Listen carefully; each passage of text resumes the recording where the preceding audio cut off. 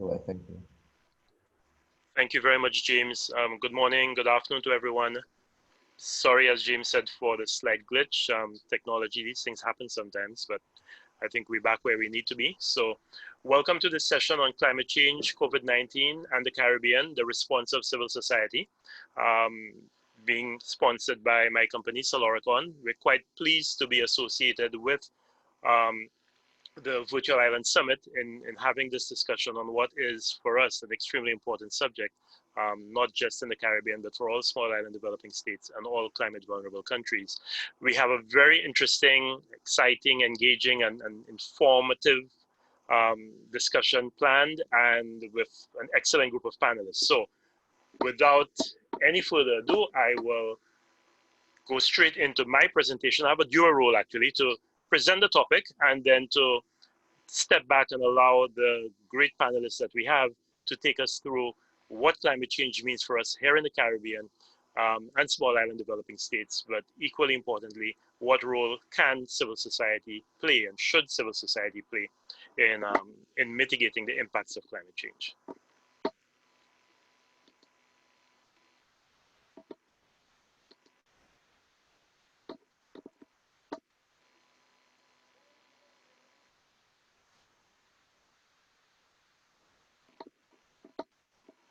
Okay, so I am hoping that you are seeing my screen and you're seeing the right screen.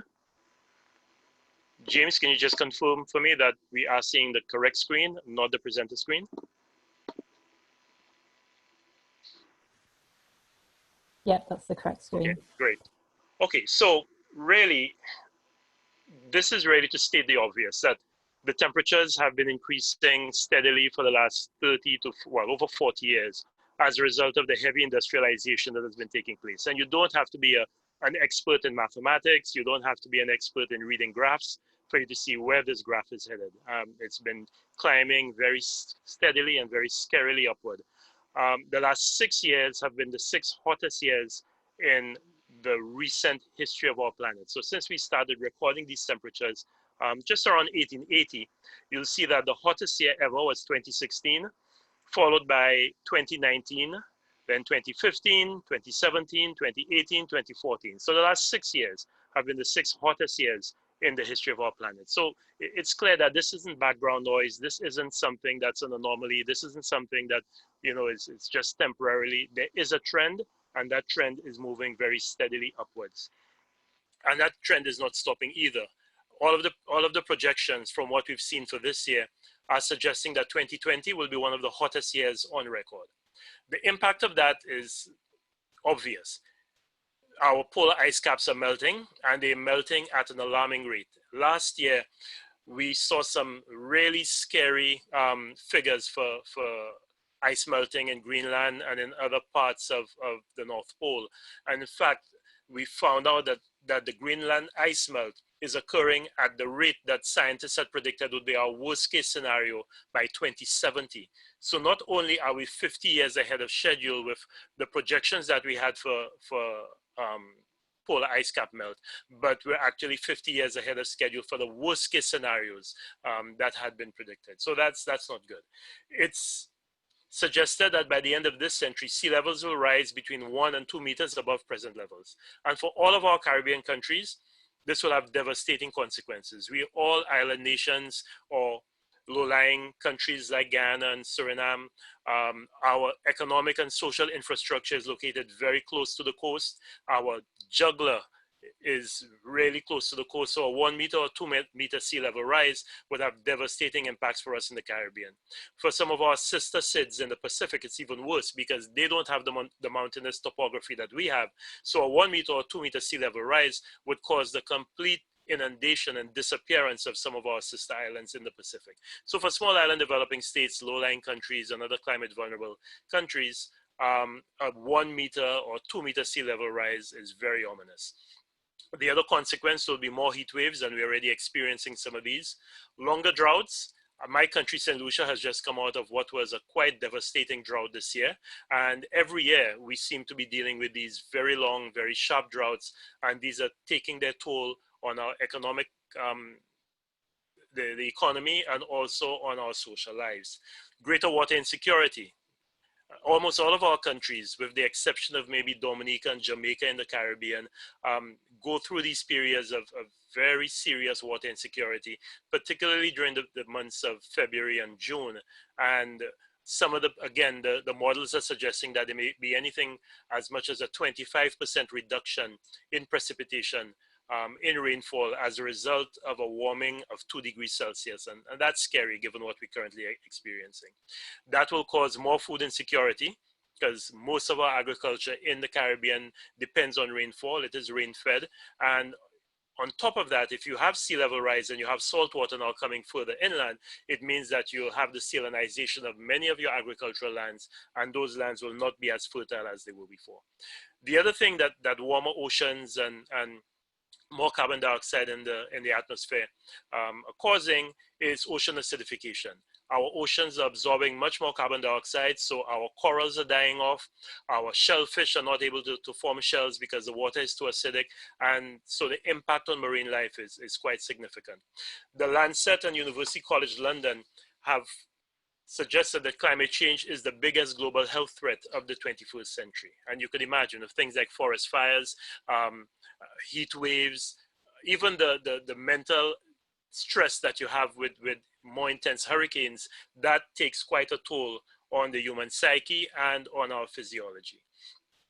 2019 was a record year for ocean temperatures, and the warmer our oceans get, the greater the chance of more intense hurricanes forming, because our hurricanes get their energy from our warm oceans. And the Caribbean is a region that over our long history has been victimized by hurricanes for very many years. So the thought of hurricanes becoming more intense and hurricanes moving from a category 1 to a category 5 in the course of 24 hours, which is what you've seen with some of the hurricanes that we saw in 2017, for example, like Maria and Irma, those are not things that really we should be looking forward to. Caribbean countries are already among the most vulnerable of small island developing states. And all small island developing states are really the victims of the biggest tragedy of the commons. We are not the cause of climate change, but we are the ones who are most victimized by climate change. So that's the doom. That's the gloom. What can we do? Well, fortunately, there are things that we can do. One of them is that we have to drastically change the way we operate at all levels. It cannot be business as usual. Not everything is the result of climate change. Some of the things that we are doing domestically are worsening the impacts of climate change. We have to protect our land-based ecosystems, better land use plans, how we build, where we build. We can't continue building hotels and high density infrastructure along the very same shorelines that we know in 20, 30, 50 years will be inundated by sea level rise and by storm surge. We have to safeguard our mangroves, our wetlands, and our marine resources. Again, some of our development is not moving in that direction. It's moving in the exact opposite direction of cutting down mangroves and to put in marinas. So we have to ensure that there's a better balance with our development and our environment. We must build resilience into our social sectors, our health sector, our education sector. Those are very heavily impacted by climate change and by extreme weather events. We must make our economic sectors more resilient. The agricultural sector, the tourism sector, those are the two sectors that we depend on the most. Right now, tourism is functioning more as an extractive sector, and that needs to change. We must invest in resilient public infrastructure. What used to be 1 in 100 year and 1 in 50 year water events are now becoming 1 in 10 year, 1 in 15 year events. So again, we have to look at making our public infrastructure more resilient.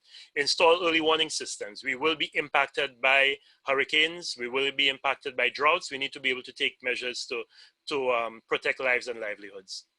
We must adopt an evidence-based approach to decision-making, to policy and decision-making. Too often in our regions, we do things based on conjecture. We do things based on opinion.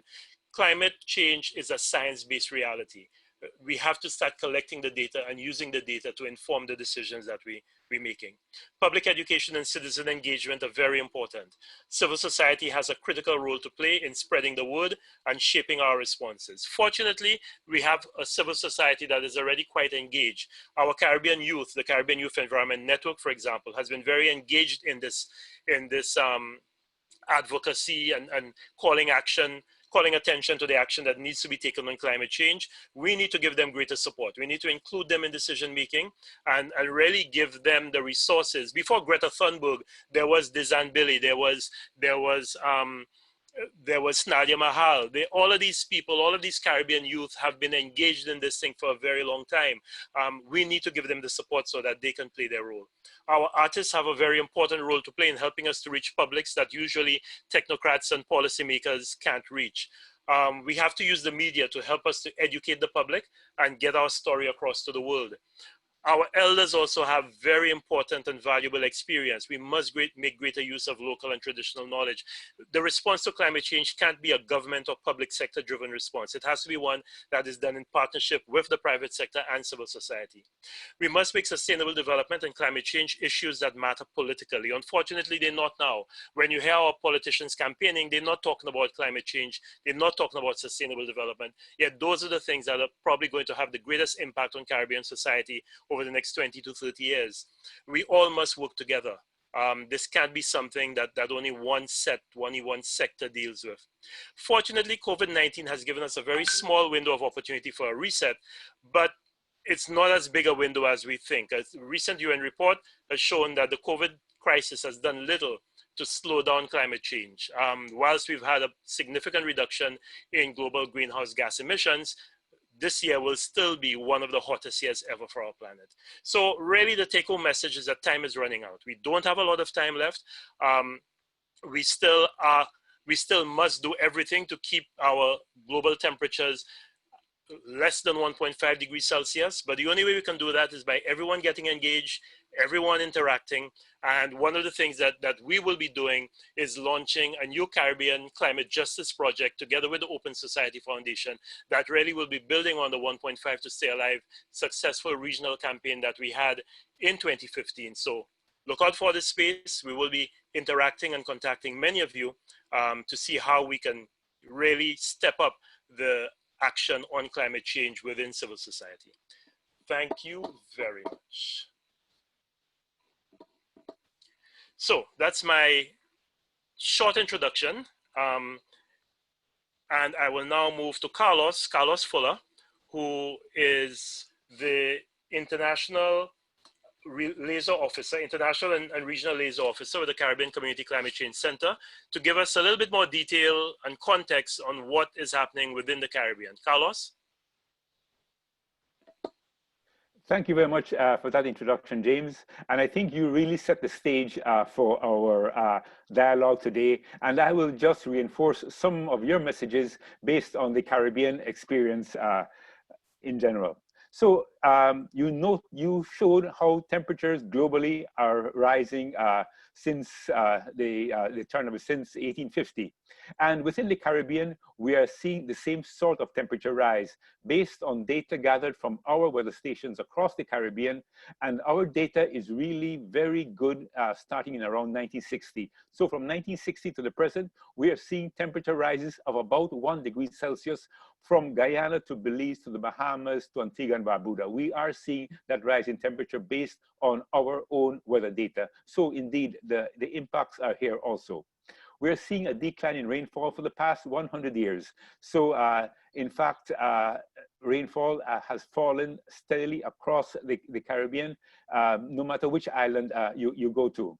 However, within that change of the annual rainfall totals, we are seeing a much more energetic hydrological cycle, meaning that the less rainfall we are seeing now occurs in a shorter time period, but in heavier bursts. So what happened to your country, James, back in 2010 with the hurricane?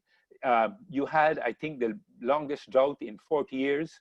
And then that was followed by a hurricane that dumped 6 months of rainfall within 24 hours. So you had a drought already, then you have this intense rainfall event occurring, which washes out your water distribution systems. So more rainfall produces an even bigger drought because you can no longer capture and then distribute the rainfall to your residents. So again, we're seeing those issues. And then, of course, we're now seeing a sea level rise. Just yesterday in Belize, there was this report from Monkey River village where the residents note that their beach has eroded vertically over 200 yards. So there was a large beach, there were a set of homes, there was a street, and then a second set of homes. Well, the first set of homes have disappeared totally, and that road that was in the for the second row of houses is now underwater, and those houses, water is now starting to infiltrate. So we're seeing tremendous erosion across the Caribbean, and it is only going to get worse. And why I say that is based on all these other severe events we're seeing. One of the big manifestations of climate change that you mentioned earlier was the issue of more intense hurricanes. Now, I just looked at the last 10 years of hurricane activity in the Caribbean. And in the past 10 years, the Caribbean has experienced 40 tropical cyclones. So these are tropical storms and hurricanes. So 40 in the past 10 years. Of those, some 12 of them were hurricanes. But of those 12, 8 were intense hurricanes, meaning of category 3, 4, and 5. We had never seen that large, that small discrepancy between hurricanes and major hurricanes, but we are seeing it right now. So we had the Irma, we had the Marias, we had the Dorians, which wiped out one of the islands in the Bahamas last year. Irma and Maria wiping out Barbuda, Dominica, and the Virgin Islands.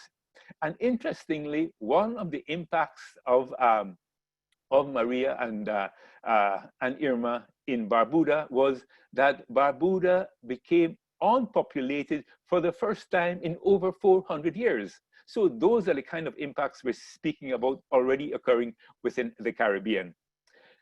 We're also seeing, of course, the more insidious impacts of climate change, which you alluded to. So, for example, higher temperatures and reduced rainfall affecting productivity in the Caribbean. Some of the models are showing us that with a 1 or 2 degree rise of temperature and a change of rainfall of some 10 to 20%, productivity of maize, of beans, of rice will fall by 20%. So we're going to see a big impact on our food security. And what that means is that we will probably resort more to the importation of food. And already the Caribbean is a huge importer of food. So for example, in Cuba, it amounts to some $2 billion per year. Dominican Republic, $1.5 billion. The Bahamas and Haiti, $1 billion of importation of food every year. And if you listen to what CARFA is telling us, our Caribbean Public Health Authority, we are one of the most obese regions in the world because of the processed foods we are eating. And so that is impacting us, and it is only going to get worse unless we can become more self-sufficient with the foods that our ancestors used to use. And that brings me to the other issue of health. We are seeing much more vector-borne diseases in the world. In fact, studies have shown that Barbados and Trinidad and Tobago have some of the highest incidences of leptospirosis in the world. Only the Seychelles has a greater incidence of it. We're seeing much more incidences of dengue starting around 1990, again, highly correlated to changes of precipitation patterns and the higher rainfall events. I mentioned one of the aspects dealing with erosion, and right now we have a Hurricane Paulette not passing through the Caribbean, but will cross the Atlantic to the north of the Caribbean, but is already generating huge swells that this weekend are going to hit the northern Caribbean islands and go through the passages into the interior of the Caribbean. Again, more erosion to be expected there. And then finally, something you mentioned were ecosystems. As sea surface temperatures rise, it is impacting our coral reefs, creating more coral bleaching, but also the concentrations of carbon dioxide in the Caribbean Sea is creating significant acidification of the seas, and so it is now impacting our shellfish and impacting our marine habitats in general. So even though our fishers are now fishing more, their catches are declining because the fish are now migrating to more hospitable environments. So these are the insidious impacts of climate change we're seeing across the Caribbean. And as you said, we are not the cause of it, but we are seeing the impacts of it. And a report just issued by the World Met Organization yesterday highlighting that the last 5 years were the hottest in record. The coming 5 years could be also the hottest in record based on the impact that we quite likely have an El Nino or so. And for the first time, we may see temperatures already rising above 1.5 degrees Celsius within the next 5 years for a short period because of an El Nino being superimposed on the general rise of temperature. So that is certainly an issue that we need to look at and start to address it. Going back now to the issue of COVID and our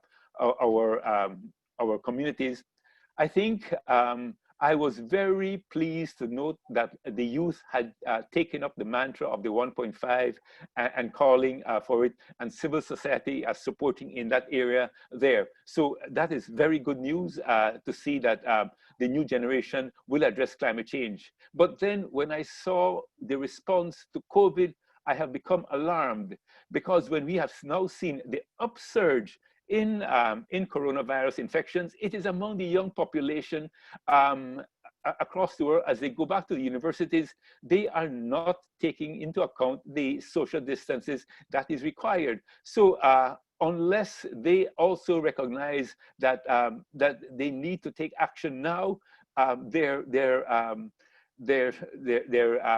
marching on the streets will be of no consequence, because they're not taking this into account. So I'm hoping that civil society will speak to the youth to say, yes, we encourage you to take action, to speak about the issues, to march, but you also need to take action now with COVID, because unless we address this, we are superimposing two challenges, one on top of the other. And I just like to end with what has occurred in Haiti in the past 20 years.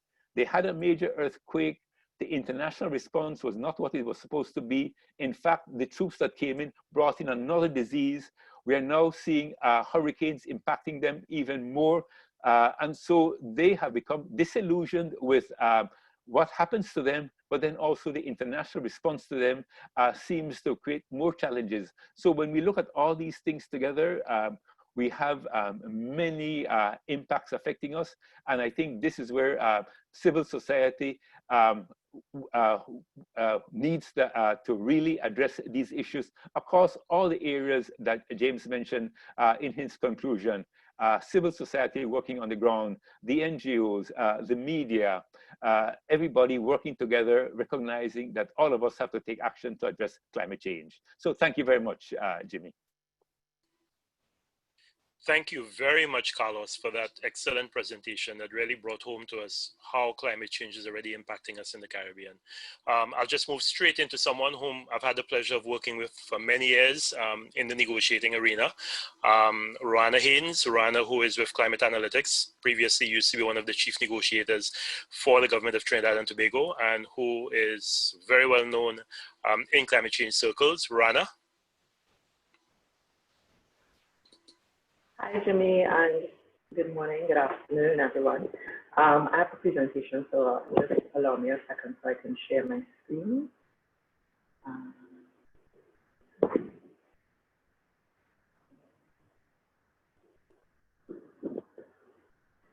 Okay, so please let me know if you can see what's on my screen. Me? Hello? Not yet. We're not able to see.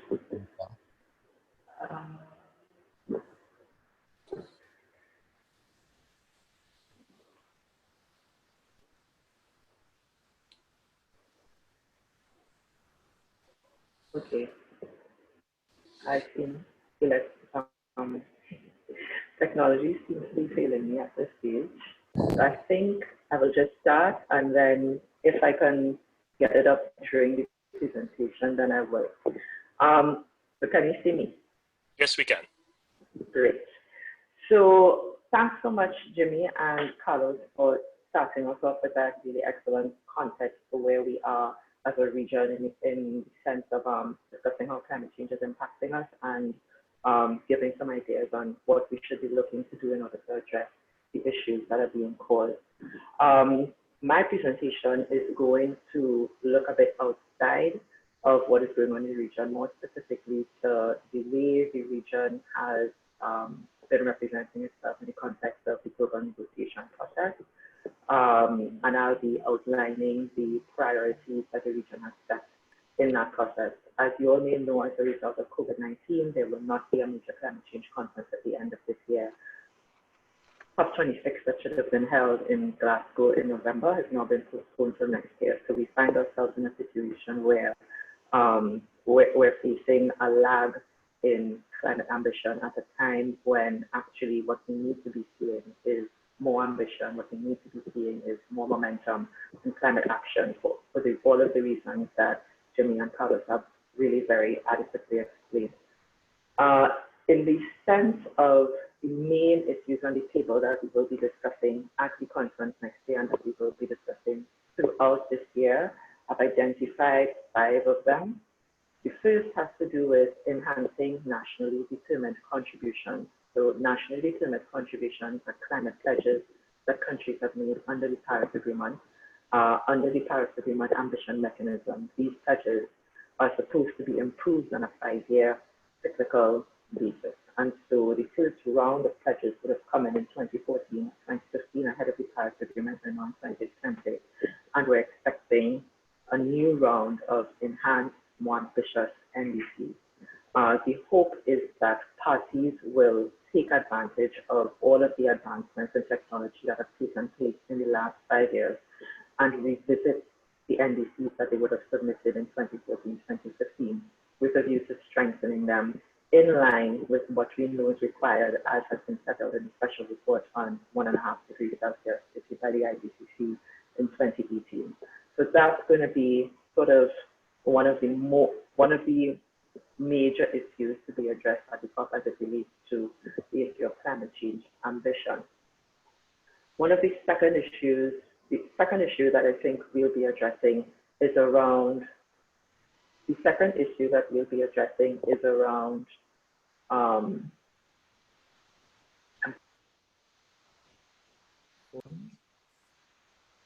Can you hear me now? Yes, better. Okay, you weren't hearing me adequately. Mm-hmm. Okay, apologies. Well, I hope you would have caught at least some of what I was trying to say around NDCs. The second, I'll do a brief recap at the end for anything that's missing. So the second basket of issues has to do with, I'll summarize at the end. The second basket of issues has to do with completing what we call the Paris Agreement rulebook. And so after the Paris Agreement entered into force in 2016, the global community started negotiations on the rulebook, which contains the specific rules and guidelines for implementation of the Paris Agreement and are really key in order to bring the Paris Agreement goals in order to be able to achieve those goals. And so in 2018, these negotiations were more or less wrapped up, with the exception of one issue pertaining to carbon markets, cooperative approaches on markets. And we tried last year, and the issue is still outstanding. It should have been completed this year, and now, well, we're seeing that, of course, it's going to have to wait until next year. And so this is really a key area when we think about the overall ambition of the Paris Agreement. If we are unable to set up rules to create a carbon market that actually delivers an overall mitigation in global emissions, an overall reduction in global emissions, as opposed to simply delivering on offsets, then we would significantly undermine what is possible and what we can achieve under the Paris Agreement. And we could significantly frustrate our efforts at trying to limit temperatures to 1.5 degrees Celsius. And this area remains outstanding. It's a very highly politicized area. It's one that's also very technical. And so the negotiations themselves have been really difficult over the past 2 years. We're hoping that under UK presidency of the COP, that they will be able to marshal all of their diplomatic might to bear in order to have this issue resolved by COP26. Along the same lines, we do have some additional issues that relate to the Paris Agreement rulebook that have yet to be resolved in the area of transparency as well. One key aspect of the ambition mechanism that has been set up under the Paris Agreement is the transparency arrangements that allow for all of us to understand how countries are tracking toward the achievement of their NDCs. This is key, especially since NDCs, these climate pledges, they are nationally determined. And so there is no there is no guideline or direction on how a country can design its NDC or which sector the NDC should focus on, for example, or even on some of the elements that need to be included in that NDC. And so in order for us to be able to globally track how we are doing in implementation of these pledges, the transparency system of the Paris Agreement is extraordinarily important. We did manage to finish most of the headline rules and guidelines for that system, but there are some key areas that are still outstanding that we hope to be able to complete also by COP26. We have two other major areas of negotiation, I think, for COP26. The first is adaptation. There are a number of difficult discussions that need to be had on adaptation. For many developing countries, they would say that for the so far in the history of the United Nations Framework Convention on Climate Change system, there has been a disproportionate focus on mitigation. Of course, mitigation was a priority. The focus has been on bringing emissions down. But at the same time, and especially, in light of what Jimmy has presented, in light of what Carlos has presented, we understand that climate change impacts are racking up. And so as a result of that, adaptation is becoming more and more important.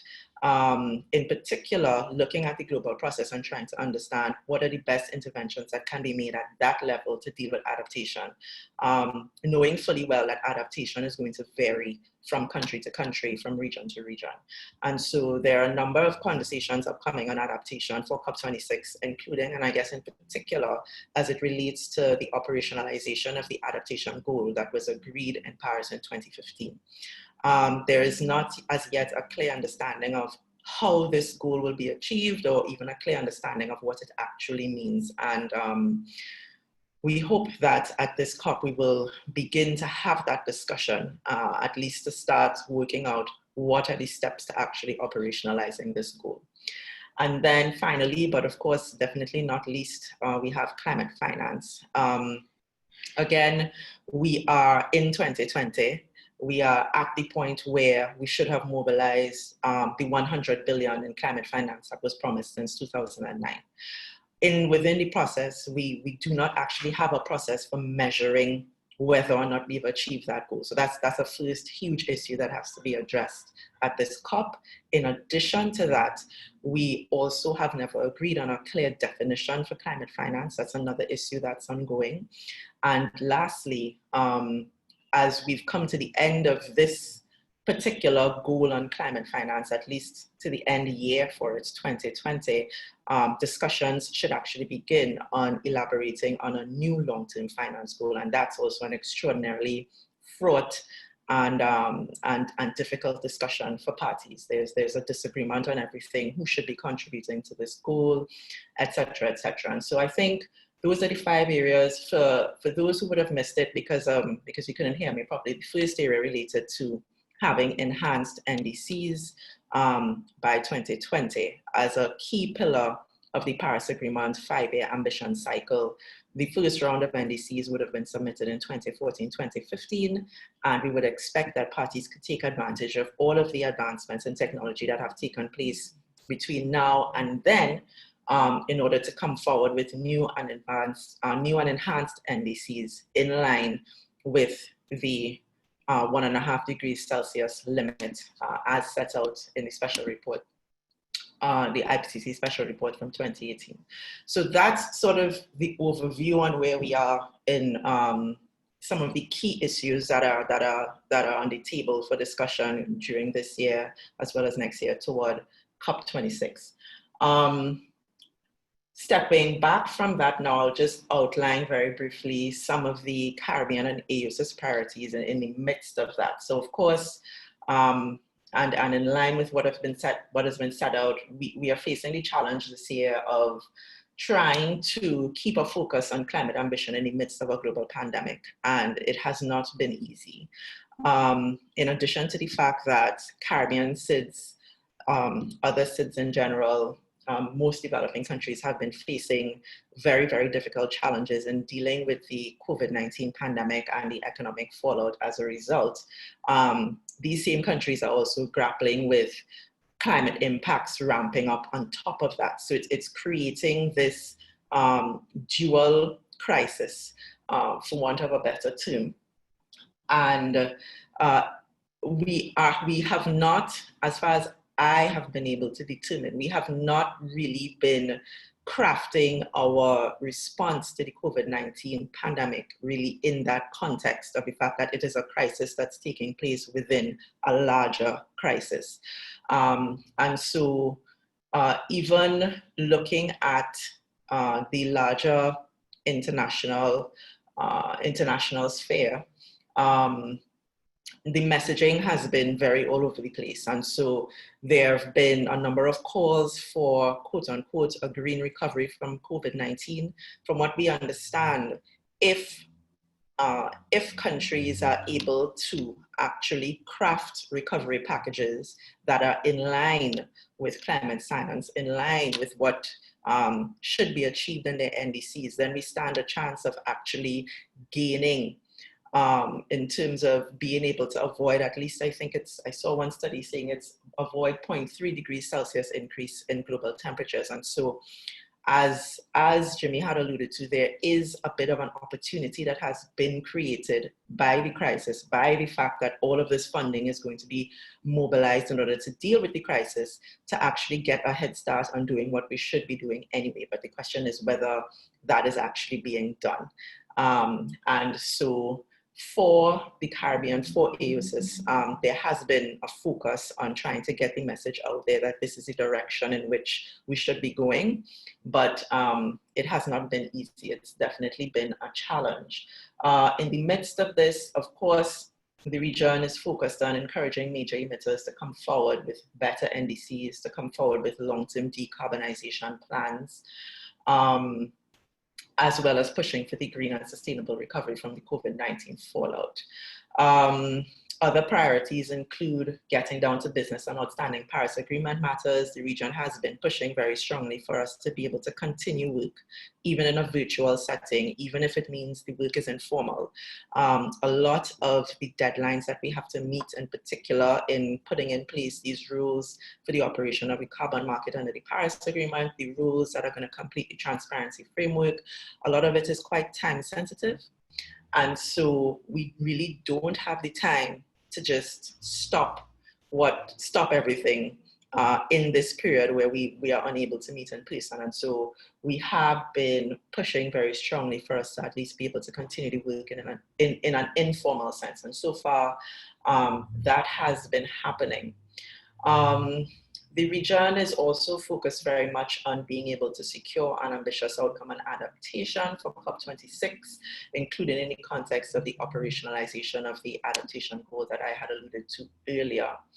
On finance, well, there are a number of issues to be addressed in relation to finance. I think I will focus specifically on the region's push for an acknowledgement that there's a need for new and additional financing to address loss and damage. Because as we have discussed, as climate change impacts increase, so too does loss and damage. And so, Carlos spoke about the shoreline disappearing in a vertical manner all over the Belize. We know that various countries have been actually losing territory as sea levels continue to rise. Every time there is a Category 5 or Category 5 plus hurricane, the question of loss and damage also occurs. And so as these losses increase, there is going to be a need to be able to identify new and additional sources of finance in order to be able to help developing countries, island countries in particular, to deal with some of these very extreme losses that are resulting from climate change. And thus far, this work has been a real challenge in the context of the global negotiating process. It's been iterative at best. At this stage, there will be some technical discussions happening on how this work can begin, but as a political ask, so far, we've been largely ignored on this point. And last but certainly not least, there should be a focus on trying to center the science in the context of COP26 and looking at how to make best use of the latest available science in order to encourage greater ambition in NDCs, in order to encourage greater ambition in climate finance, in order to look at how possibly we operationalize the adaptation goals. So we have the special report on oceans and the cryosphere issued last year, as well as the special report on land. Those reports are supposed to be considered in the context of a workshop type setting, probably in advance of COP26.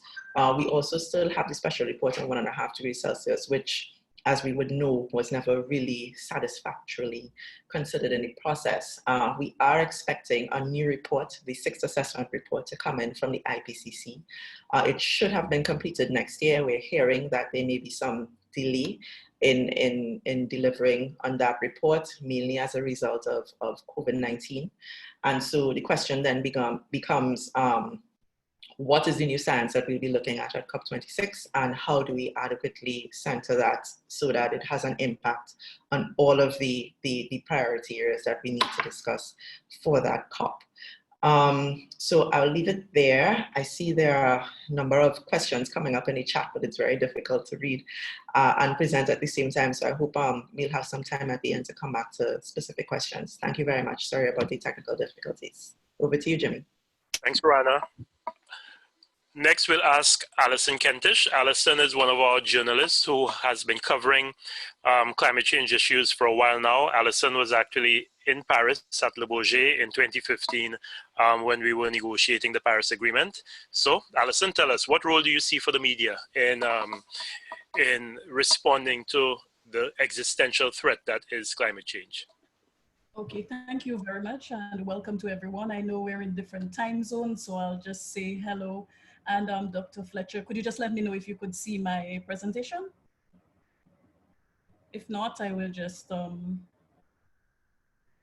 continue. We can see it. Okay, thank you so much. Okay, so I'm really happy not just to be here, but also to see some veteran environmental writers among the attendees, as well as some new writers. So I'm hoping that I can share some of my experience and we can speak about the role of journalists and media practitioners in the Caribbean where adaptation is concerned. We can speak frankly about some of the challenges we face and look at how we can address those challenges, because we still have this role that we must play. So we really need to go beyond those challenges and ensure that we have an engaged public. So I'll just start by saying that at this crucial juncture in our history, we're dealing with so much, not just environmental degradation, we're in the throes of a pandemic as well. And I firmly believe that Caribbean journalists and media practitioners have an important but an immense role to play in raising awareness that climate change is happening, it's impacting our lives right now. So how do we adapt? And how do we ensure that the adaptation message gets to the public in a way that they understand and they want to be able to play their part? Adaptation is critical and the media must play its role in ensuring that the message it's factual, it's clear, and also that it's contextualized for Caribbean audiences, because they must be able to relate to what we are telling them. And when I speak about media today, it's not just journalists. I'm speaking about every one of us with a platform, from radio, television, newspapers, online. And I'm seeing during this pandemic that a lot of my colleagues are now blogging again, they're vlogging. Some people have been asking for my help to create podcasts, and so that's very encouraging. And we need to, first of all, look at some of the challenges we face as media practitioners, as journalists, and there are many. And small newsrooms with small budgets that's a major one, just our size. And very few newsrooms I know have adequate human resource. A lot of my colleagues, and I speak to my colleagues daily, and they are stretched to capacity. And also newsrooms just don't have the funding. They already don't have the funding for additional journalists and bodies in the newsroom. So training has really, there is no money for training. And so a lot of the training is taking place right there in the newsroom when the editors can. A lot of our new journalists coming in are green, and they're learning on the fly. So there is no specialization in place, and that can make journalists and media workers feel sometimes a bit intimidated when dealing with climate change and technical issues, climate adaptation, mitigation, the issues around climate change. And so there is also this competition from the spotlight news, of course, breaking news topics. You have your editor will send you out to cover politics and crime, and these are the sort of stories that will make the headlines. So for a long time, those of us who have written about climate and the environment for a long time, it's about 12 years for me right now, we have had to fight to get our climate stories in the headlines because there's just so much competition from other news items. But we must get those stories in the spotlight. We must ensure that the message gets out. So we should look at some of the ways we can overcome them. And these are some of a few from my own experience, how I have been able to, I always tell people, I'm really proud that when I started, it was so difficult to get a climate story in the top billing. And now it's not that difficult. And in no small part, is that due to the 1.5 to Stay Alive campaign as well, because it was a campaign that just excited the region. It meant that we had artists, we had people among us championing this cause, the cause for 1.5 to Stay Alive. So one of the things we can do if we want to fulfill our role as media practitioners in the Caribbean, it's to call on the experts to build our directory of sources. I found that whether it's the 5 C's, whether it's someone at UWI, whether it's Dr. Fletcher, if you pick up the phone and if you call, the experts are willing to speak with you. And so if you feel like you're sometimes out of your depth, then you can rely on them for that help as well. Something I think that is really critical in fulfilling our role as media practitioners in the Caribbean is contextualizing our climate change and adaptation stories. And I have, for example, drought in brackets because I learned a very valuable lesson a few years ago. There was a drought, there was a conference in St. Lucia, and it was a scientific conference. So most of the scientists were speaking about the ongoing drought that was taking place. Nobody wanted to touch the drought story because, it's not the story that would get you to the headlines. My editor assigned it to me, and I wrote what I thought, I knew was a scientifically sound, factual report. And my story kept being left behind every night because there's no more space in the news. It would just not air that night. And then it was going on. And after 4 days, I said to my editor, let me go back to that story. Let me see what's wrong. Why are you not airing my story?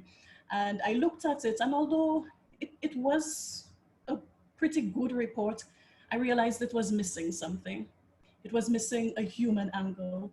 It was missing that depth, something that the audience could identify with or at least empathize with.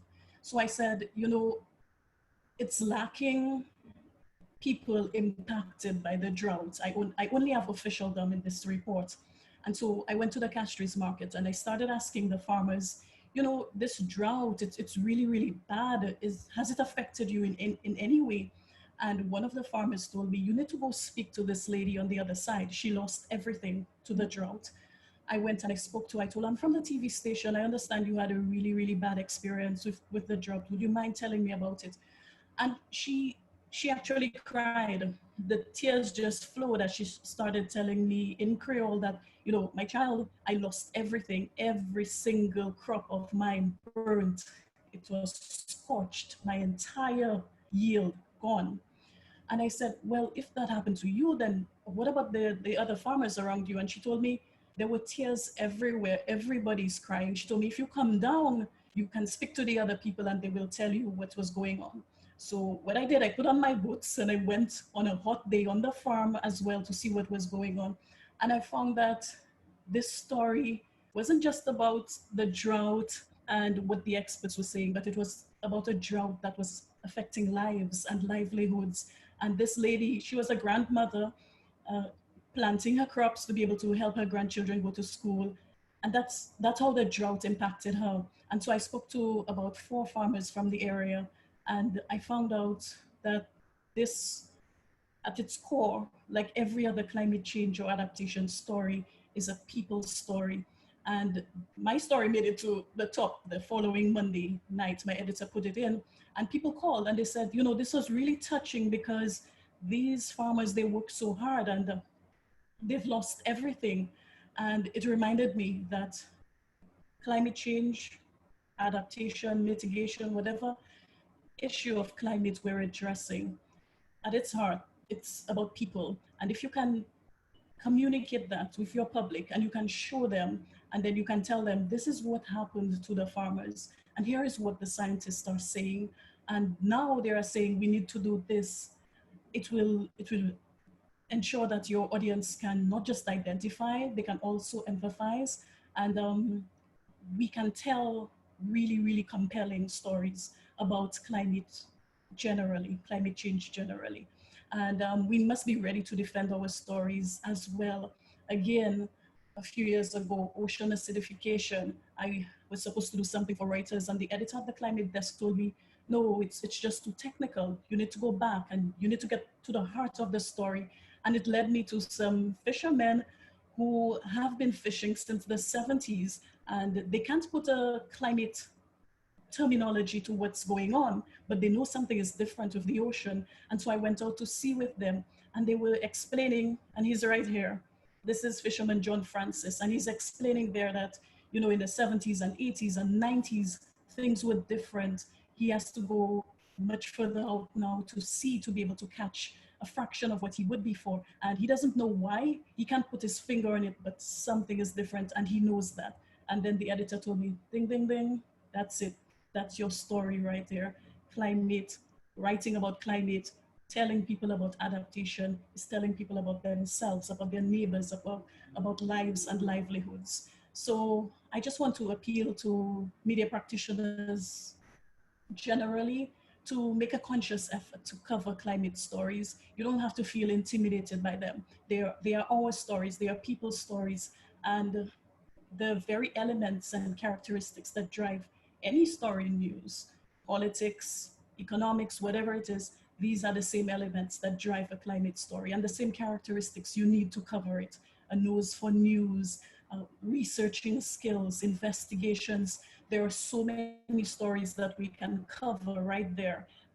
What are the policymakers saying? What did they promise 5 years ago? Are they delivering on it? Where is the gap? These are stories right there that you can investigate and you can develop as well. And it's important that our information is clear, that it's relevant, and that it's timely. And if we can do that, we are actually fulfilling our role as Caribbean journalists. Because at the end of the day, what we want most is an engaged public. Sometimes television stations go out in the streets and they call it an open mic or vox pop, and you ask people like, what's bothering you? What's your concern? It's an open mic, tell us. And we want to be able to hear people just speaking about climate change issues, like any other issue, like the politics. And to do that, we have to do our part, fulfill our role, ensure that the public is aware of the facts, and also what we can do at various levels, at the individual level, at the community level, at the country level, as blocks and groupings of countries as well, what it is we can do. And I just want to remind, especially the writers, the media practitioners in the group among us, that don't be fooled. Media remains a key pillar of life in the Caribbean. It's just that we have so many forms and so many formats right now. It's just, and we have to meet people where they are. So sometimes somebody will tell you, I don't watch television news anymore, you know, but what I do, I listen to this particular talk show host every whatever night it is, or I don't miss this talk show host every afternoon at lunchtime. That's who I listen to. Well, then that's where we also need to ensure that the message is clear and it's delivered. So we have to meet our audiences where they are. They are on, and many stations right now are multi-platform. They're multimedia. That's just the way of life. So TV stations also have their websites. They have the YouTube channels. They have a simulcast on Facebook. So we're meeting our audiences on multiple platforms, and that's where we deliver the news to them. They're still depending on us for information and for analysis and for in-depth coverage of issues. So when a hurricane is coming, we can deliver up-to-the-minute information, but it's a wonderful opportunity as well to just bring all sorts of information in, to bring some of the science, to bring some of the latest research in. And it is so, so important to remember that climate change impacts every area of our life, every single area. Nowhere is untouched. I was attending a webinar yesterday, and one of the medical experts was saying, you know, you guys are failing to link and show people the context between ecological degradation and pandemics like what we are going through and zoonotic diseases. And so it's an opportunity to link health with climate change. When a hurricane hits, it's a chance to speak about the economy, it's agriculture. How are we going to feed our people going forward? How do we hear so much about building back better, but what does that mean for Dominica post Maria? What does it mean for the other islands who had to come together and rally and help Dominica? How do we all shore up various sectors of our economy going forward, from public health to infrastructure to telecommunications? How do we do that? What does adaptation look like for small island developing states? There are multiple stories right there.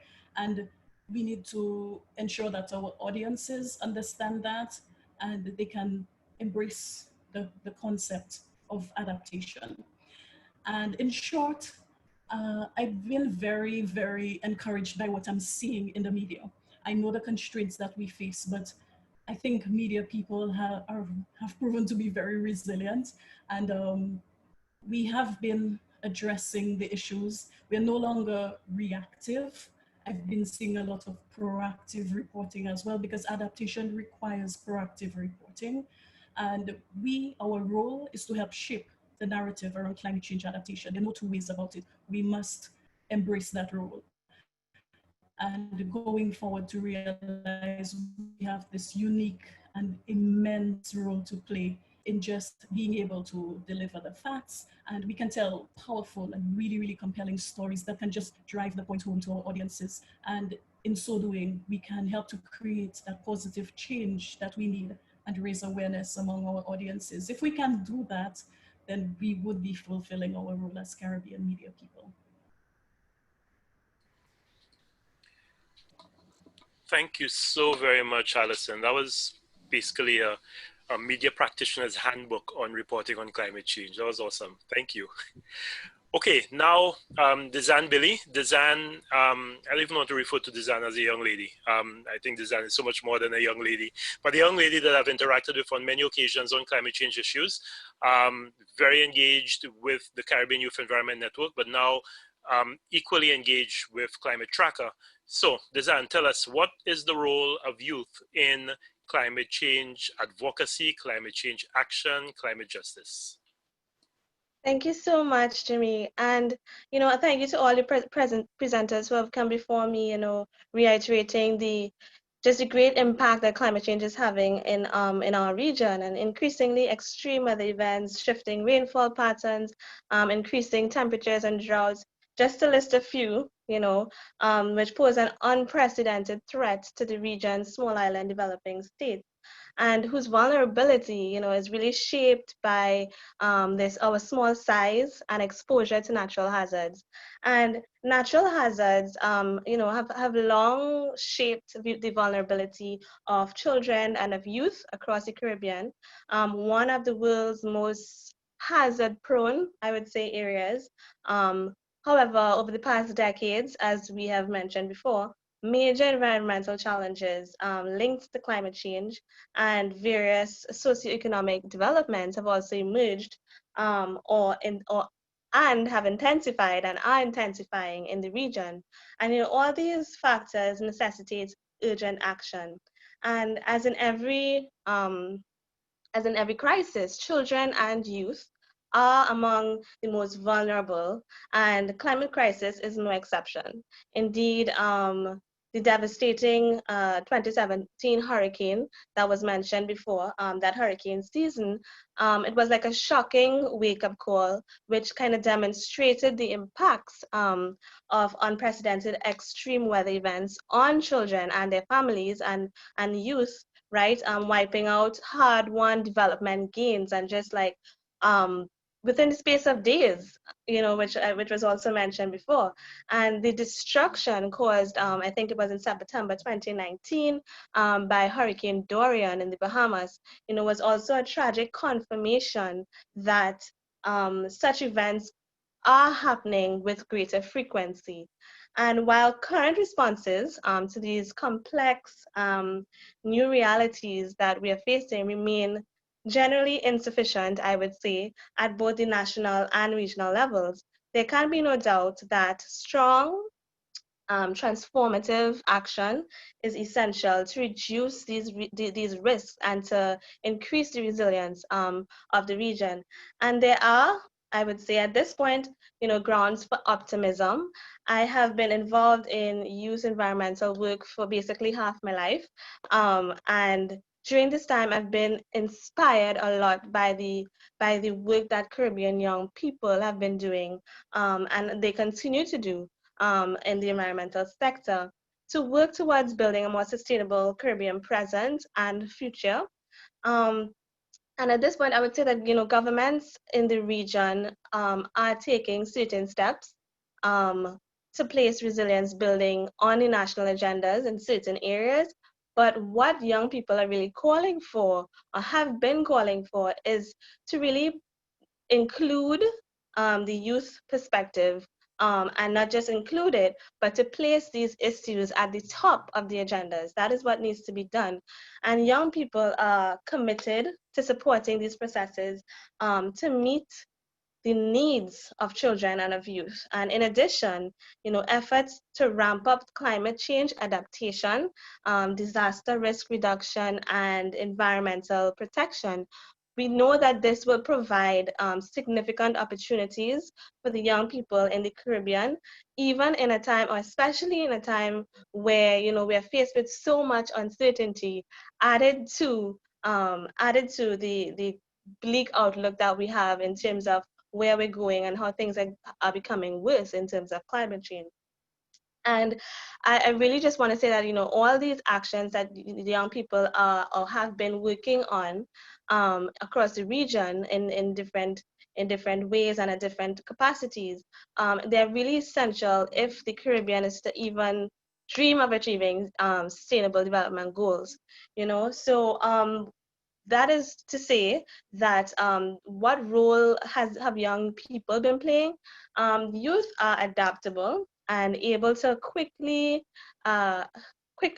make low carbon lifestyle and career choices as a part of our daily lives.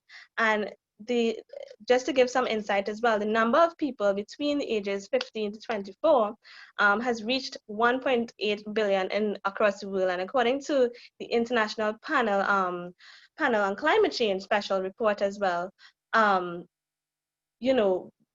there is a projection that the impacts of global warming of 1.5 degrees Celsius above pre-industrial levels, if current practices do not change, these young people, there's big portion of young people that I'm mentioning, will be living in a climate which will reach 1.5 degrees Celsius between 2030 and 2052. That was the IPCC report, I think, of 2018. Now, these are all, sad. It sounds sad. It sounds so bleak. But it is crucial that the voices of young people are heard, and not just heard as a check.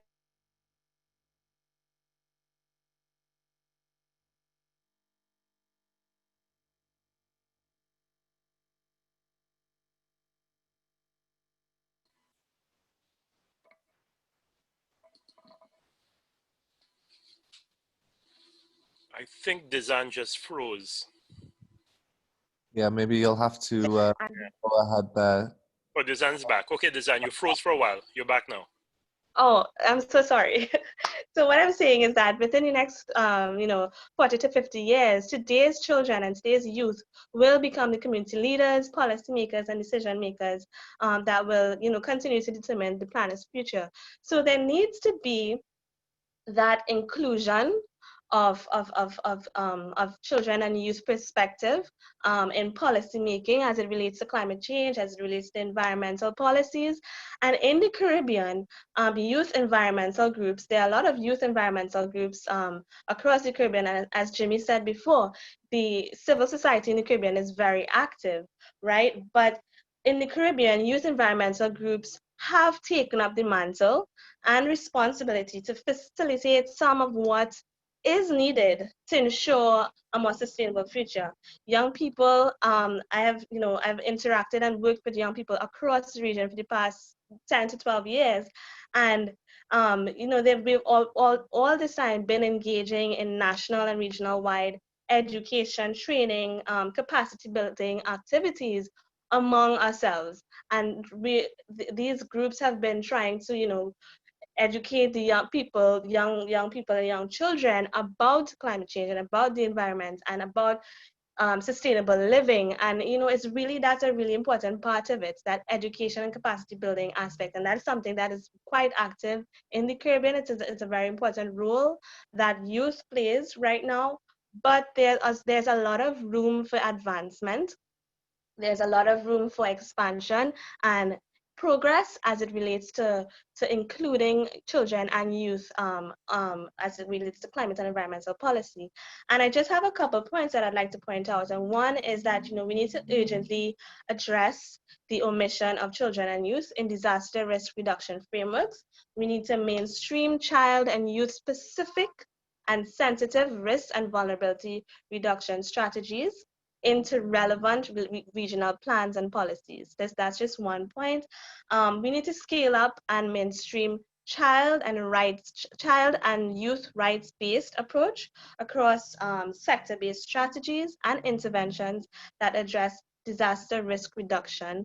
I would like to also encourage us to foster greater integration between energy and disaster risk reduction focused institutions and interventions at national and regional levels. Oftentimes, this is in the Caribbean, this is dealt with separately at the institutional level, and it creates artificial divisions.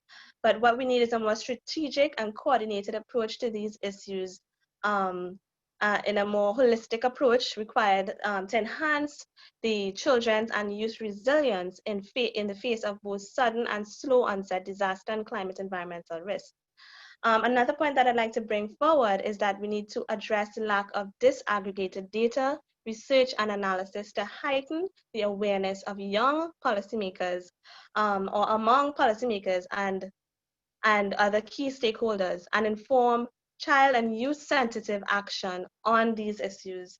We also need to equip children and youth with the knowledge and life skills required for resilience in a changing climate, including sustainable lifestyles. So that is something that I would also like to, point out as we work towards expanding on youth participation and involvement in environmental policies. We also need to strengthen child and youth engagement and participation with respect to energy issues and action. Youth in particular have been active and vocal in various international and regional fora regarding disaster preparedness, climate change, and environmental issues. But their absence from key policies, frameworks, and programs, I think, especially Caribbean youth, it speaks volumes. It speaks volumes, and younger children are constantly excluded, and this violates their right to be heard. And I think we really need to work on efforts which are required to strengthen the active and meaningful participation of children and youth with respect to environmental and energy and climate change issues, and just not just you know, put them out there to just to say something, but they need to be empowered as agents of change.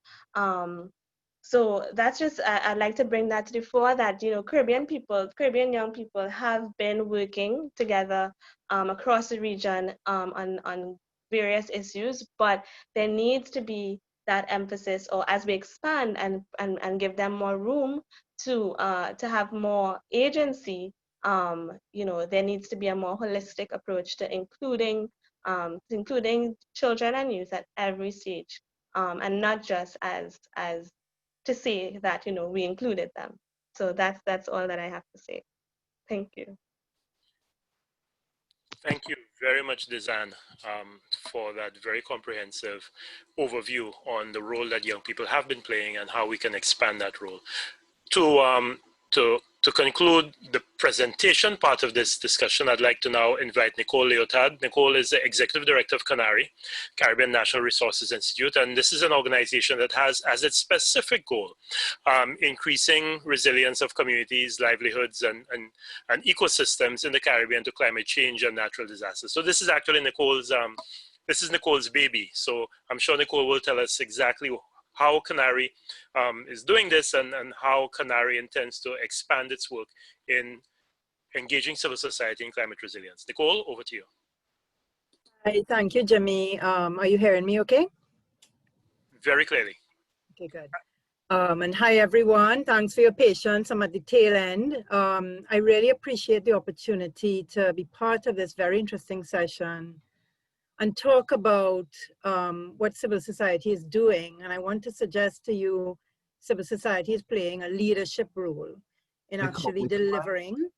Clicking on display settings, so at the top, so you can change, so we can see the whole screen. You go to the top where it says display settings. Ah, yes. And swap presenter view. Yeah. Is that better? Yes, that's better. Oh. Thank you. Okay, thank you. You see, I'm learning. I have the gray hair to prove I need to learn technology. Yeah?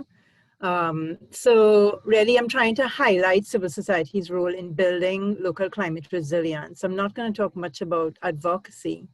I'm going to talk about the action happening on the ground, and really put forward, Ruan, I think, highlighting the importance of this as a COVID-19 response, that climate, poverty, and nature-based solutions and addressing our biodiversity crisis need to all be brought together. But just to show you a little taste of what tremendous work is already being done. So for Canary alone, now Canary, for those who are not familiar, we're a regional technical non-profit organization working across the Caribbean.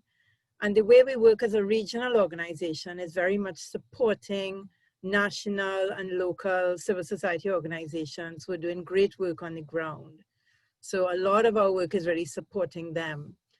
And so just Canary's work on the climate action area for the past 5 years, we've had 16 projects, usually large regional projects, 3.4 million, 14 countries, and hundreds of organizations.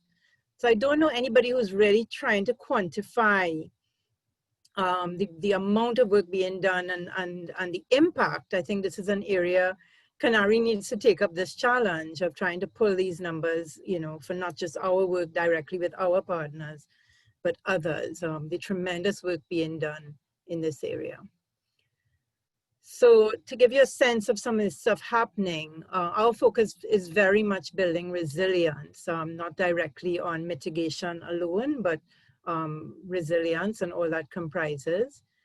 And we have 5 basic areas we're working in.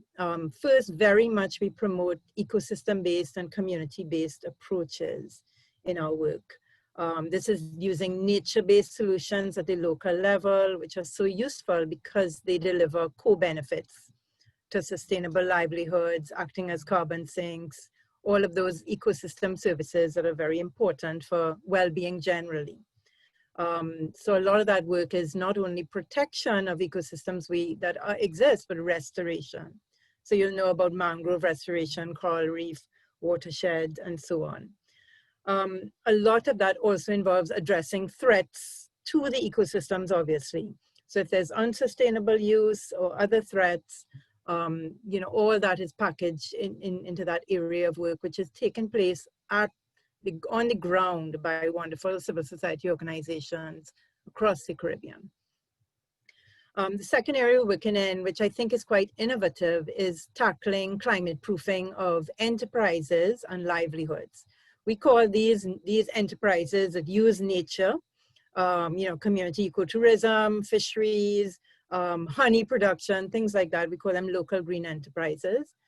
And we really are piloting a new tool in how to work with these small micro businesses, often they're informal businesses, operating at the grassroots level. How can they look at their value chain and identify how climate is going to impact their business along the value chain, and therefore what can they do to build resilience of their business. This is a very innovative tool we're piloting. I'm going to be publishing the toolkit openly on our website. Should be by January, February next year. We've been working on it for a few years now with some wonderful green enterprises. Our livelihoods work, a lot of people are talking about this. What are going to be the impacts on farmers? You already heard the impacts on fisherfolk, and that's an area Canary is doing a lot of work on. How is climate change going to impact our small scale fisherfolk? So really we're looking at the very specific impacts on a lot, particularly our poor and marginalized local communities. And a lot of work happening there.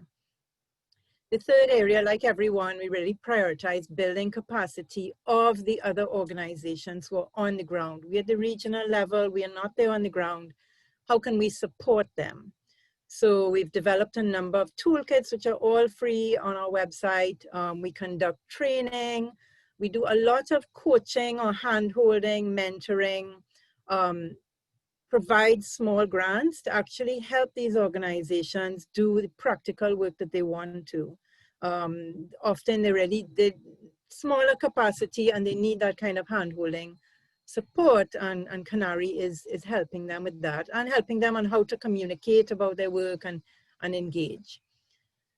Participatory governance is central to all of Canary's work for the 30 years we've been around. Climate change is only one area we work on. And in the climate arena, we really respect and try and support the wonderful work done by others, Panos Caribbean and the youth on climate justice issues at the global level. And a lot of our work is really focused on amplifying voice and supporting civil society and local community resource users to advocate, to influence policy, to engage in decision-making processes at the regional, national, and local levels. So we just launched, I think about a month ago, a toolkit on advocacy for civil society organizations in the Caribbean. It's on our website. And we did a virtual training and are actually now coaching several of them to implement advocacy campaigns in their countries. And we do a lot of work in really facilitating participatory processes. Sometimes we're supporting national governments or regional organizations like the Organization of Eastern Caribbean States in really helping to bring all the stakeholders together and see how they can be part of decision making. As Dizan said, it's so important. The other area we're doing quite some interesting work on is really trying to bring local knowledge together with scientific knowledge to inform decision making. So Jimmy, I think you highlighted and Ruana the importance of science to inform what's happening at COP26, for example, Ruana.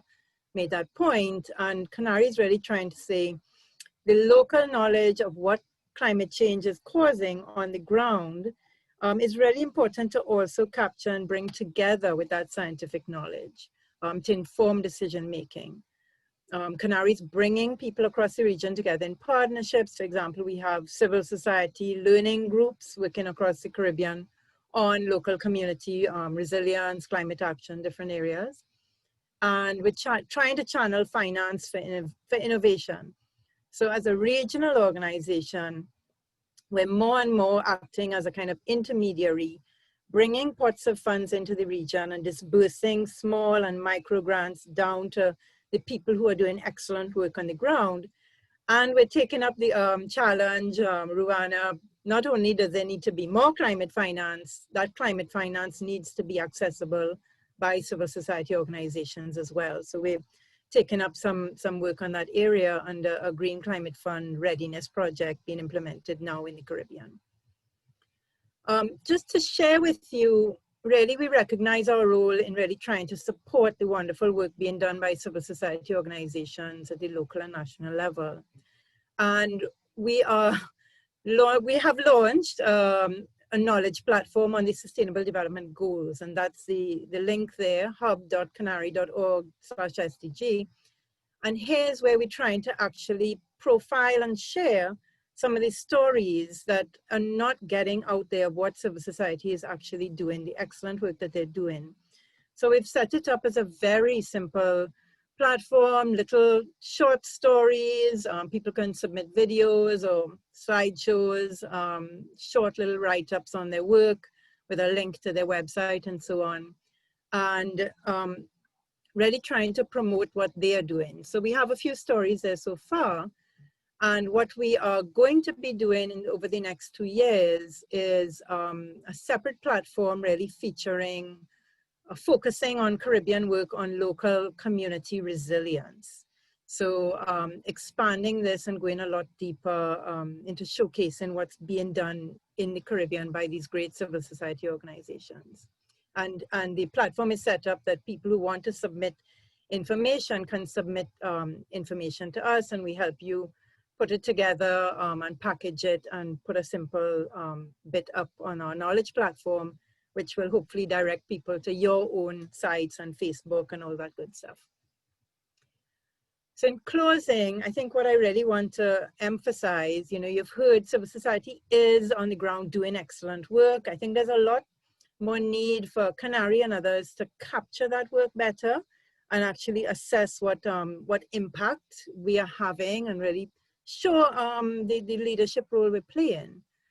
And civil society organizations then are very well placed to be part of that COVID-19 recovery in the Caribbean that is pro-poor, very important, nature-based, addressing this biodiversity crisis we're also facing, and climate-focused, addressing the bigger climate risk, So we mustn't let COVID-19 obsession take focus away from these other global and Caribbean and island threats we're facing.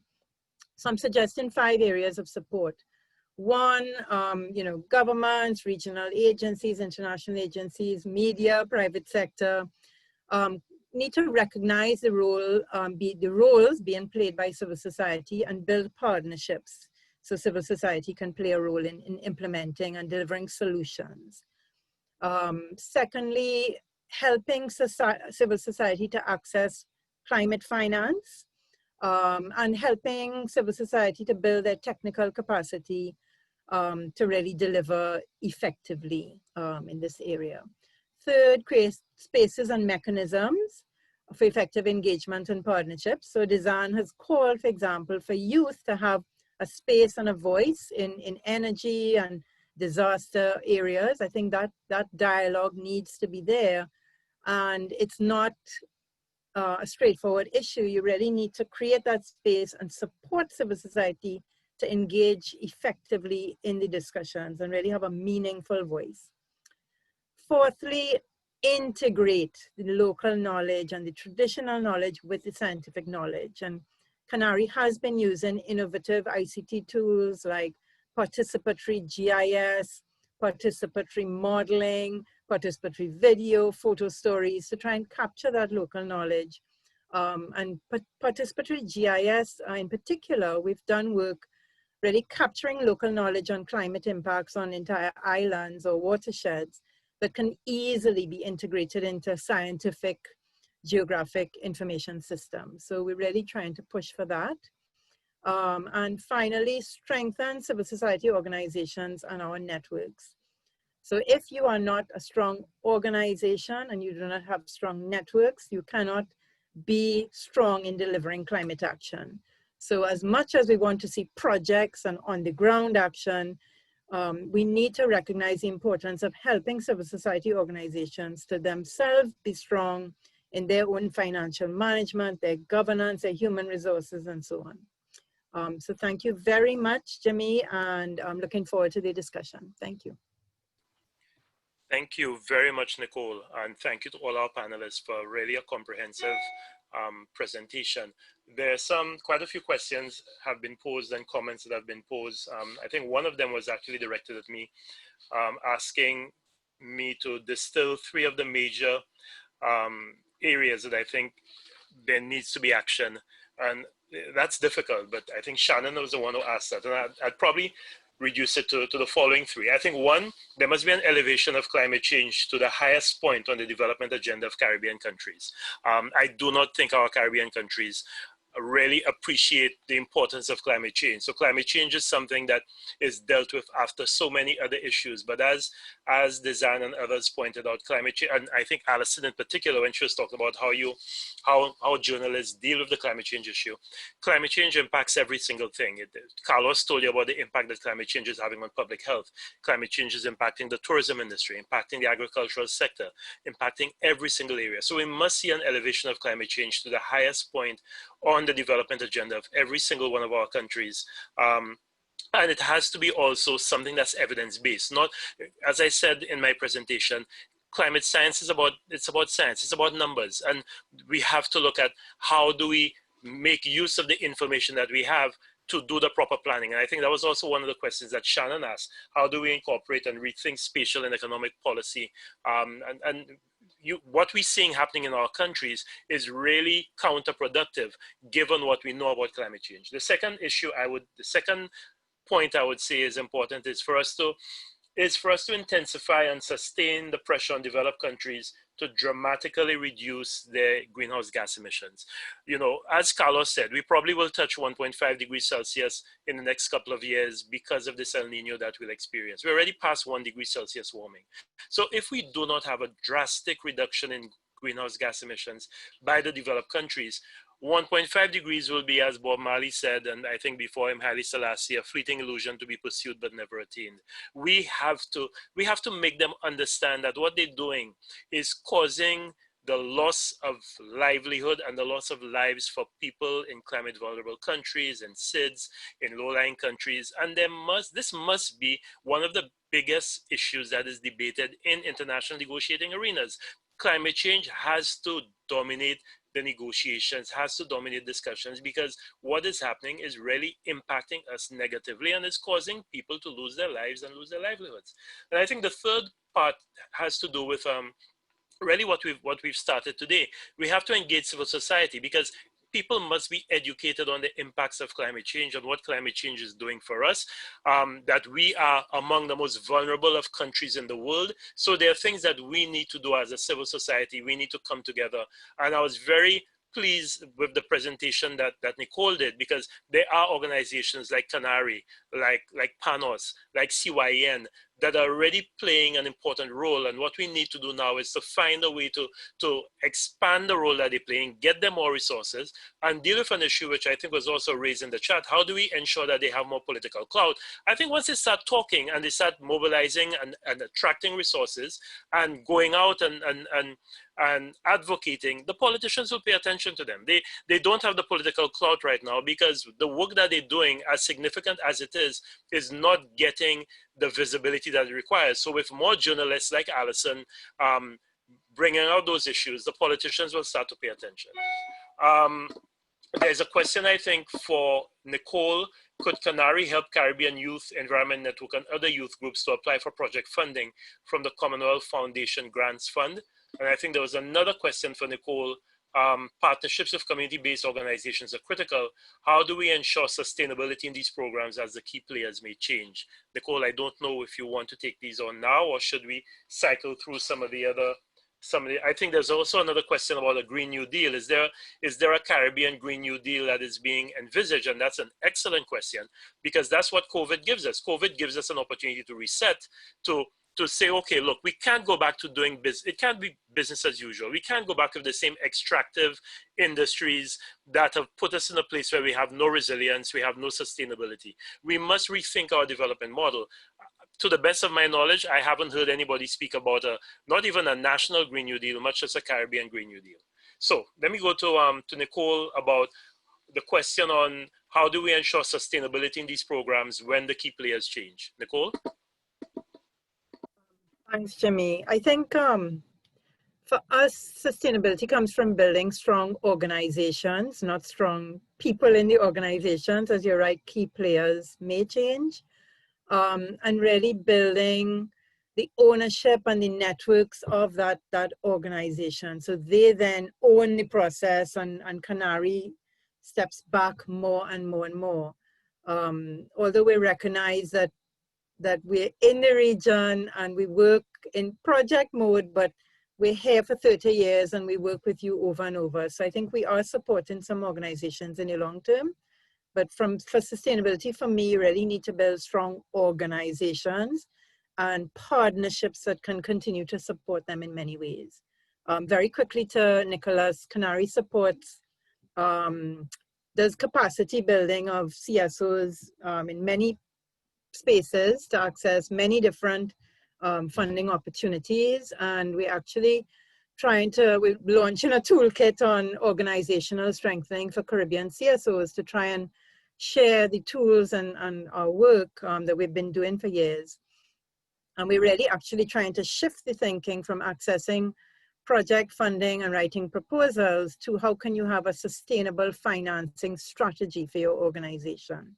So yes, we are helping in various ways. Thanks. Thank you, Nicole. Just a general comment I think was made about the need for paying attention to local and indigenous knowledge. And I know that's something that has been spoken about for a while now. Local and indigenous knowledge, how do we incorporate that into decision making, and how do we marry the local and indigenous knowledge with the science? Carlos, I don't know, is there anything that is being done within the 5 C's to see how there's a marriage of the science, which is necessary, with the local and indigenous knowledge, which really is science itself, because it's as a result of long decades of empirical observation that have caused people to come to a conclusion. And very often I think we discredit local and indigenous knowledge, and we diminish its value. Is there anything being done, do you know, to marry local and indigenous knowledge with scientific observation? Thanks very much, Jimmy. In fact, yes, they are.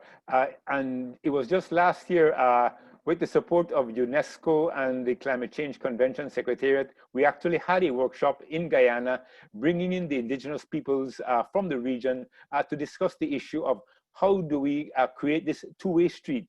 First of all, getting the indigenous knowledge that is embedded in the cultures of our indigenous peoples, all the way from Suriname northward into the Bahamas, getting that knowledge and using that to inform our decisions. So, for example, we have the classical case of the indigenous peoples in Guyana, who traditionally know which type of cassava to plant each year based on what they have seen in the past and what the elements are telling them is going to be the weather in the future. How do we capture that knowledge and use it effectively? Within the convention process, we have created an Indigenous Peoples and Local Communities platform. And in fact, a representative from Belize is actually the alternate for small island developing states in that. And we are going to produce a submission to them to see how do we engage much more of our local communities in this process, because while at the international level we have the platform, there is yet no regional platforms to share information, to gather information from the Caribbean and send it upward, but then also to receive the information and then spread it among the groups. And while I'm touching on the climate change process, I just want to highlight two important events that are coming up within the next 2 weeks, which I think the audience need to be aware of. It's specifically addressing Latin America and the Caribbean. And that is next week, there is going to be on the, let me get the date correct, on the 14th of September, gender engagement with Latin America and the Caribbean at around 9 a.m. Belize time. And then the following week, there is going to be what is called the ACE, the Action for Climate Empowerment, which involves public awareness and how do we get the message of what the communities are doing within the region and what support they can receive to continue that report. So this, I would encourage all our participants to join those two very important engagements that are going to be occurring virtually because we now have this shutdown in place. So thank you very much, Jimmy. Thank you, Carlos. A question to Dizan. I think a question was asked that apart from capacity building, what else can we do to get youth involved? And for me, another issue that is related to that and came out of that question, how do we get youth that are unattached youth involved? Because very often, you know, when you look at the national youth councils in many of our countries, these national youth councils take in youth that are attached to clubs, but there are a lot of unattached youth who are on the block, who outnumber the youth that are in organizations, youth in the communities. How do we engage with them? Is there a mechanism to ensure that we bring on board all youth, as you know, in your presentation, you clearly pointed the need to? Yeah, I mean, I think I can link this back to, for instance, the need to, and I've been reflecting a lot on how we're going to, you know, include youth and get them attracted to agriculture, right? And I think that can, it's a similar situation with getting youth involved in climate change issues. And one thing that I really think that we need to focus on is strengthening the higher education in climate change and sustainability issues, as well as including climate change and environmental issues in the curricula at a very young age, right? Because that way, you know, young children, they are sponges, is what we say, right? And if we are able to include that in the curriculum, then, you know, they grow up knowing about it. They grow up having that knowledge about what is going on around them. And the fact is, just like with agriculture, which is a very serious problem in the Caribbean, relatively few students, you know, choose to study agriculture. And I think it's perhaps part because of the quality of agriculture training and the stereotype that is attached to it, right? So I believe that one way that we can get more children and youth involved in climate change action is to make them aware of it from a young age. Make them, you know, let them know what's going on. It's not just all about, you know, just about, you know, history and English and language. Yes, all of that is important, but we need to know what the social issues are. Because climate change is not just environmental, it's linked to your economy, it's linked to your social problems, it's linked to everything that's going on in society. So I think it's really important, as I said, and I keep reiterating, to have it, you know, available for young children to know what's going on. And only then, I think, can they be really empowered to actually speak up about what about their, you know, thoughts about it, and to have for young people to have the background knowledge to create more innovative solutions for adaptation to climate change and such. So I think that's one way. And then of course to actually go into the communities and to meet with young people, I think it's really important. And that's something that, you know, organizations such as the Caribbean Youth Environment Network has been doing for many years, creating that avenue for young people who may be, not exposed to the knowledge, to start learning about it. And that's something that, young people in CYN have been doing in each country within the Caribbean for the past more than 20 years that it's been in operation. So I think that's really important, that more of the projects are not, yes, capacity building is important, but I believe that more projects, the more projects that we get on the ground and get people actually hands-on, involved in climate adaptation projects, I think is really important.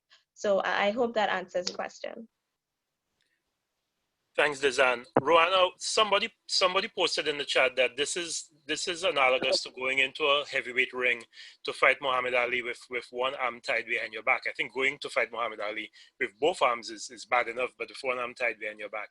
And I want to put this in the context of the fight that small island developing states within AOSIS have in getting the developed countries, the Annex 1 countries, as they are referred to in the United Nations Framework Convention on Climate Change, to take the steps that are required to reduce on the emissions of greenhouse gases. You pointed out that we couldn't even get the 1.5 special report adopted by the COP. How do we cause this crisis that is taking place within small island states to be reflected in a crisis within the negotiating arena, so that they understand that we don't have the luxury of coming year after year and having these long drawn out discussions on texts and hair splitting when it's people's lives and livelihoods that are at stake? What can we do to elevate and make this a much more urgent discussion than it is right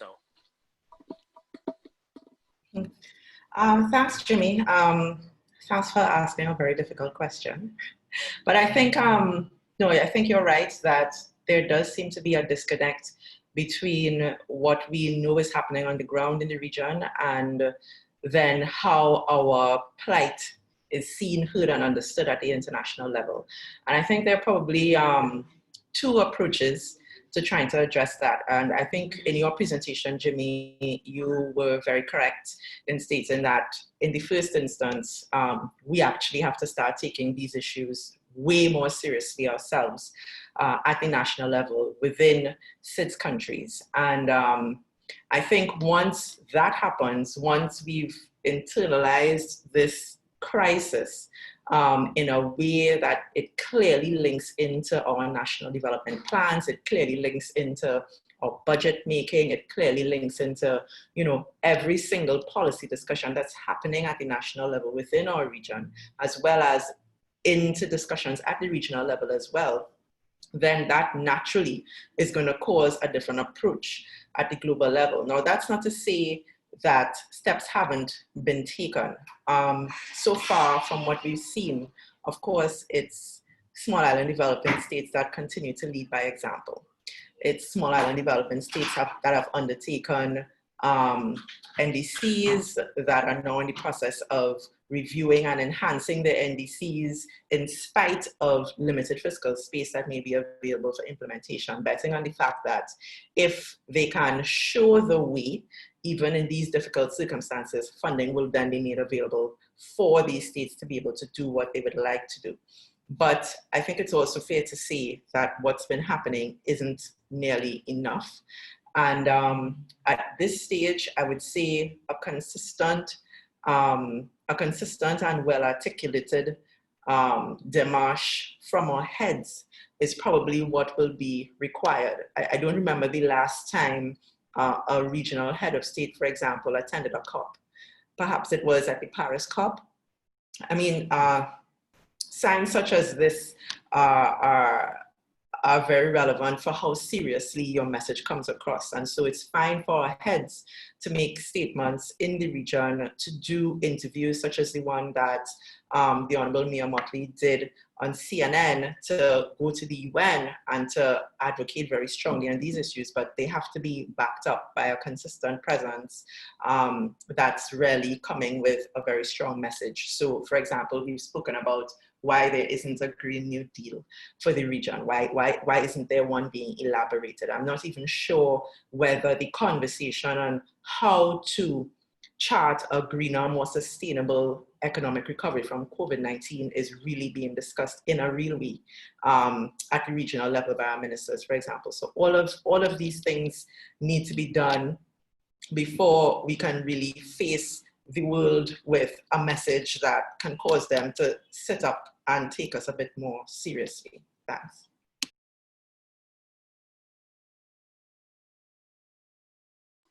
Thank you very much, Roanna. Thank you very much, Roanna. I suspect we're running out of time, which James will confirm. So I just want to ask one last question. Hi, Jimmy. Sorry, I messaged in the chat. I believe the technology will cut off in about 1 minute. Okay, so we that message. We definitely okay. All right, thanks, James. I was going to ask longer, but I want to make sure that you had time to quickly wrap up. No problem. Well, let me do that. Thank you, everyone, for what has been a really stimulating discussion. As I expected, 1.5 hours would not be enough time, given the type of subject we were discussing, but even more so, given the depth of knowledge and experience of the presenters. But you exceeded my expectations. This was awesome. James, thank you for giving us the opportunity to have this discussion in the Virtual Island Summit. This is something that is, we believe, the most important issue confronting islands right now, even more than COVID and unemployment and everything else. This climate change issue is a very serious one. It's being worsened by the COVID crisis. So I want to thank the participants, thank James, but most importantly, thank the attendees for tuning in and really the excellent comments that you've posted. And I think some good information has been shared. I know Nicole has shared some very good information in the chat. Let's keep this conversation going. As I said, we at Soloricon will be engaging with you very soon because we're trying to do something to keep this dialogue going, the one that we started with 1.5 to stay alive. So we will be getting in touch with Canary, with CYAN, and with some of you here on the chat to see how we can engage with civil society to ensure that climate change gets to the point on our agenda, national and regional agenda, that it needs to be. So that's it from me, James. Thank you again, and thanks Carlos, thanks Rana, thanks Dizan, thanks Nicole, and thank you, Alison. Thank you, everyone. That was a really excellent session. Bye-bye. Bye. Bye. Thank you. Bye.